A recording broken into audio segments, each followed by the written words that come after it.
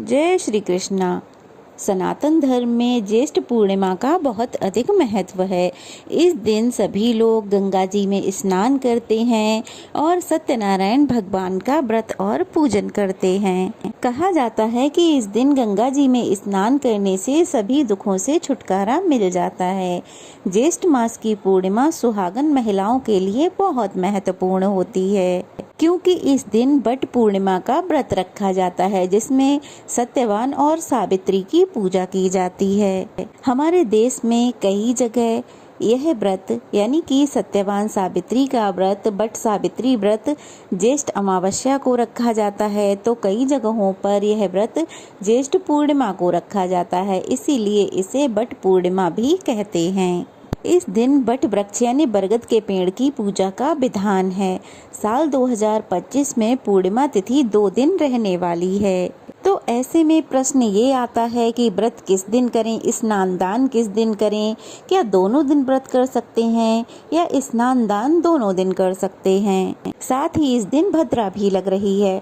तो चलिए आज के वीडियो में हम यही सब जानते हैं कि साल 2025 में पूर्णिमा कब रहेगी, व्रत किस दिन रखा जाएगा, स्नान दान कब किया जाएगा, शुभ मुहूर्त क्या रहेंगे और चंद्रोदय का समय क्या रहेगा।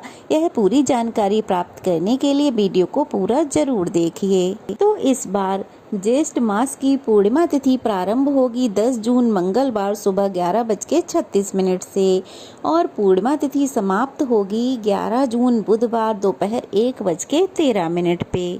तो इसलिए पूर्णिमा व्रत या फिर वट पूर्णिमा व्रत 10 जून मंगलवार को रखा जाएगा। श्री सत्यनारायण भगवान का व्रत भी इसी दिन रखा जाएगा। इसके अलावा 11 जून बुधवार को देव पूर्णिमा है।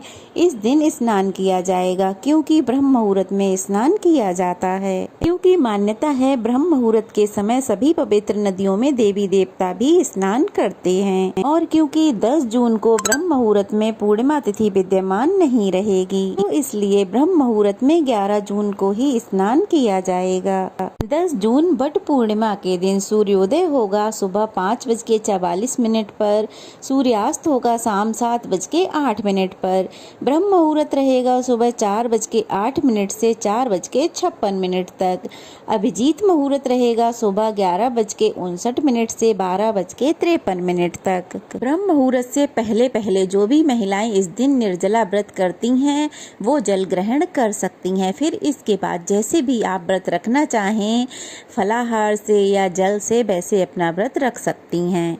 बहुत से लोग वट सावित्री व्रत में जब तक पूजा नहीं की जाती तब तक ही निराहार निर्जल रहते हैं।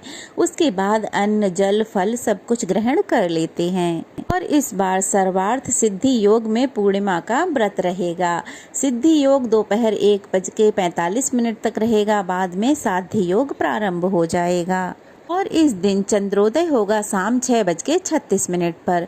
पूर्णिमा तिथि पर चंद्रमा 16 कलाओं से युक्त रहते हैं, इसलिए जो लोग चंद्र दोष से पीड़ित हों उन्हें शाम को चंद्रमा को अर्घ देना चाहिए और चंद्रमा के दर्शन करने चाहिए। और इस बार 10 जून को भद्रा लग रही है सुबह 11:35 से लेकर रात 12:27 तक, लेकिन भद्रा का वास स्वर्गलोक में रहेगा, इसलिए यह पृथ्वी पर अशुभ नहीं रहेगी। तो आप पूजा पाठ से संबंधित सभी कार्य कर सकते हैं। अब जानते हैं 11 जून के मुहूर्त के बारे में। 11 जून बुधवार को सूर्योदय होगा सुबह 5:44 पर, सूर्यास्त होगा शाम 7:08 पर, ब्रह्म मुहूर्त रहेगा सुबह 4:08 से 4:56 तक, और इस दिन साध्य योग रहेगा दोपहर 2:04 तक, बाद में शुभ योग प्रारंभ हो जाएगा। देखा जाए तो इस बार पूर्णिमा तिथि पर दोनों ही दिन बहुत शुभ योग बन रहे हैं। राहु काल रहेगा दोपहर 12 बजे से 1:30 बजे तक, और इस दिन चंद्रोदय होगा शाम 7:32 पर। तो कुछ लोग जो 10 जून को पूर्णिमा का व्रत ना रख पाए हों, किसी भी कारण बस आपका व्रत छूट गया, नहीं रख पाए और आपने 11 जून को व्रत रखा है, तो ध्यान रहे कि शाम के समय जब आप चंद्रमा के दर्शन करेंगे तो पूर्णिमा तिथि विद्यमान नहीं रहेगी। और पूर्णिमा तिथि का व्रत तभी ज्यादा फलित माना जाता है जब पूर्णिमा तिथि भी हो और चंद्रोदय का समय भी प्राप्त हो रहा हो।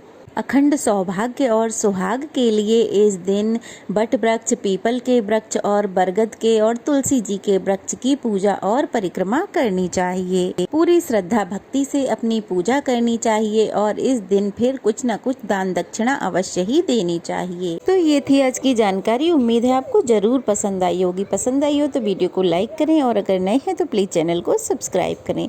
तो चलिए फिर मिलते हैं, तब तक के लिए जय श्री कृष्णा, राधे राधे। आप सभी को एक बार फिर से बट पूर्णिमा की बहुत बहुत शुभकामनाएं। आप सभी का सुहाग सदा ही स्वस्थ रहे, सुखी रहे और मंगलमय रहे।